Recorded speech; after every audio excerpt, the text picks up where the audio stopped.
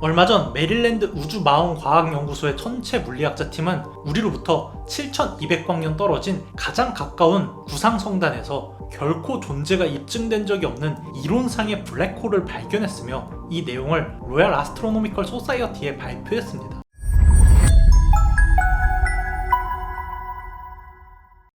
(20세기에) 아인슈타인은 일반 상대성 이론을 발표하면서 중력이란 물체의 질량에 의해서 시공간에 휘어짐이 발생한다는 사실을 발견했고, 이를 근거로 중력 방정식을 만들어냅니다. 중력 방정식에 따르면 물체의 질량이 클수록 그리고 밀도가 높을수록 시공간이 크게 휘어진다는 것을 알 수가 있죠. 이러한 중력 방정식을 살펴보던 수바르츠 실트는 물질의 밀도와 질량이 매우 커지게 되면 시공간이 너무 심하게 왜곡되어서 빛조차도 탈출할 수가 없는 상태가 된다는 것을 발견했고, 이게 추후에 블랙홀이라는 이름을 가지게 되었습니다. 블랙홀은 이론상 가능했지만 말 그대로 빛조차 탈출이 불가능했기 때문에 관측이 어렵다는 문제가 있었죠. 그러다 1990년대에 우리 은하 중심부에 있는 궁수자리 A 주변을 관찰하던 천문학자들은 굉장히 놀라운 것을 발견합니다. 무수히 많은 별들이 우리 은하의 질량 중심으로 추정되는 곳을 공전하고 있었는데, 문제는 그곳에 아무것도 없었다는 것이죠.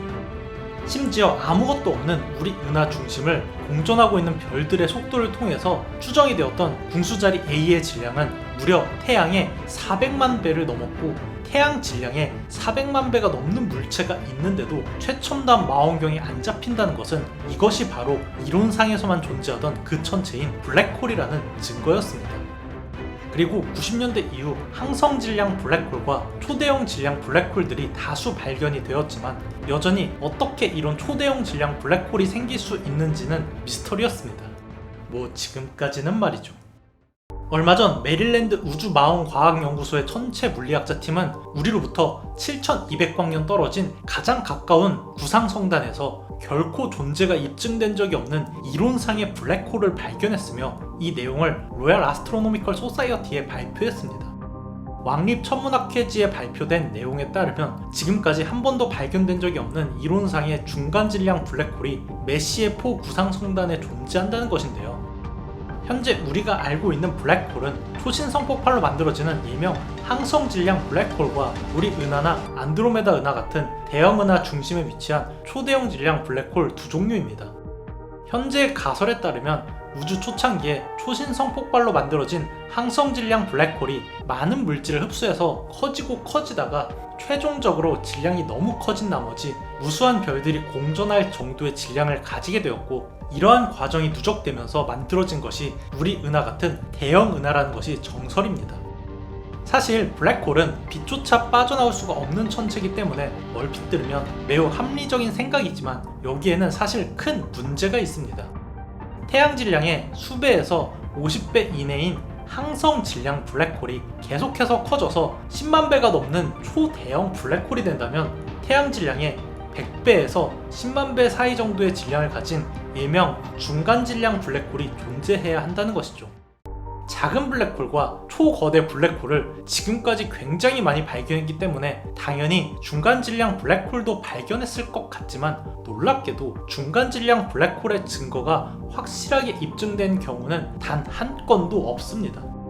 심지어 중간 질량 블랙홀의 정의가 태양 질량의 100배에서 10만 배까지로 굉장히 넓은 범위를 지니고 있는데도 이런 범위의 질량대에 속하는 블랙홀이 단 하나도 없다는 것은 일명 미싱 링크라고도 볼 수가 있습니다.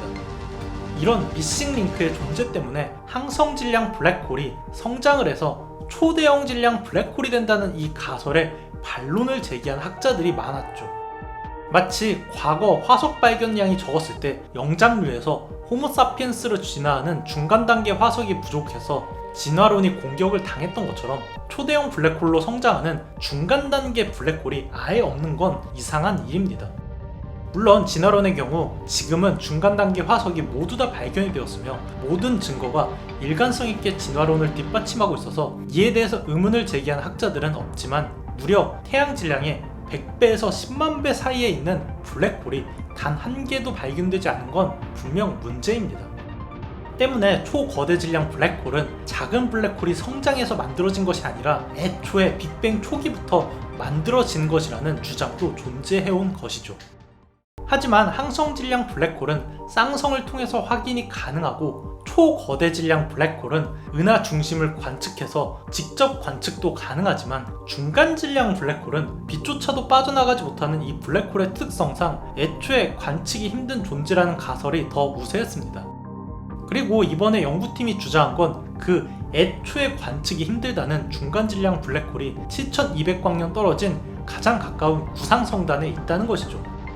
M4 구상성단은 매우 많은 별들이 빽빽하게 높은 밀도로 뭉쳐있는 지역인데 연구팀은 12년간의 데이터를 사용해서 이 성단 내의 별의 위치를 기록하고 중심 주변에 존재하는 별들이 어떤 움직임을 보이는지를 연구했습니다. 그 결과 연구팀은 무수한 별들이 감지되지 않는 무언가를 중심으로 공전하고 있다는 핵심적인 증거를 발견한 것이죠.